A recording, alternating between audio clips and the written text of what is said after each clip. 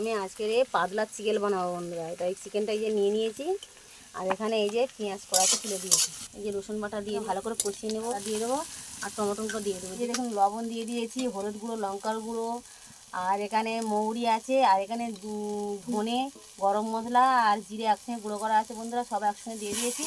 আমি একটু এখন জল দিয়ে ভালো করে কষিয়ে নেবো। মশলাগুলো সব সুন্দরভাবে কষানো হয়ে গেছে। এখন আমি মাংসটা তুলে মেরিনেট করে নিই বন্ধুরা।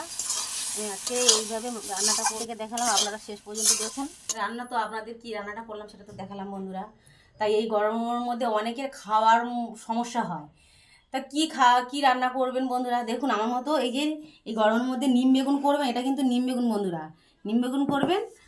নিম বেগুনটা খাওয়ার পরে এই যে দেখছেন বন্ধুরা, এই যে চিকেনটা রান্না করেছি কত পাতলাভাবে করেছি দেখুন বন্ধুরা। এরকমভাবে পাতলাভাবে চিকেন রান্না করবেন, খেতে খুব সুন্দর লাগবে বন্ধুরা।